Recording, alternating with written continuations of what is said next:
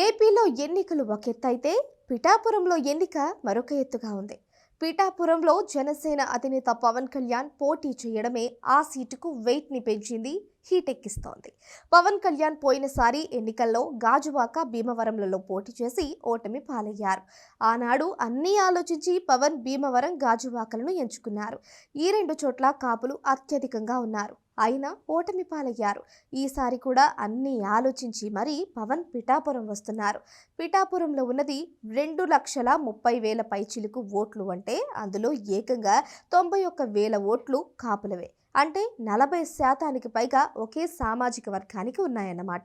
మొదటి నుంచి పిఠాపురంలో కాపులే గెలుస్తూ వస్తున్నారు. పార్టీలు వేరైనా సామాజిక వర్గం మాత్రం అదే కావడం విశేషం. ఇక 1952 నుంచి అనేక ఎన్నికలను పిఠాపురం చూస్తూ వస్తోంది.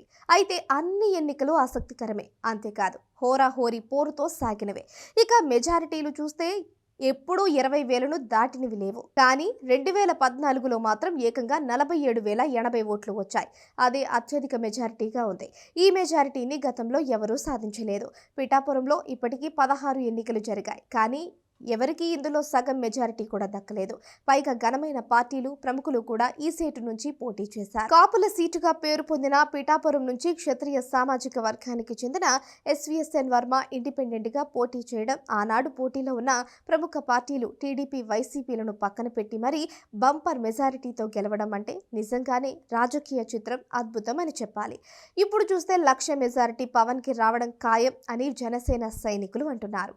పవన్ కు సైతం 1,00,000కు మెజారిటీ తగ్గకూడదు అని అంటున్నారు. మరి అదే నిజమవుతుందా, లేక మెజారిటీలు మారతాయా, లేక వైసీపీ ప్లాన్ బి ఫలించి ఆ పార్టీ నెగ్గుతుందా అన్నది చూడాల్సి ఉంటుంది అని అంటున్నారు. మరోవైపు చూస్తే వైసీపీ నుంచి వంక గీత పోటీ చేస్తున్నారు. ఆమె 2009లో 1000 ఓట్ల తేడాతోనే ప్రజారాజ్యం పార్టీ నుంచి గెలిచారు. ఇది స్వల్ప మెజారిటీ అనుకుంటే ఈసారి తాను బంపర్ మెజారిటీతో గెలిచి తీరుతానని ఆమె అంటున్నారు. పిఠాపురం మొత్తం వైసీపీ మోహరిస్తోంది. భారీ ఎత్తున వ్యూహ రచన చేస్తోంది. పవన్ ని ఓడించాలి అన్న పంతంతో పనిచేస్తోంది.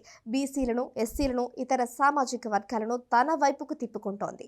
మరి వైసీపీ వర్సెస్ జనసేన పోరులో ఎవరు నెగ్గుతారు, ఎవరు అత్యధిక మెజారిటీ సాధిస్తారు అన్నది ఉత్కంఠను రేపుతోంది.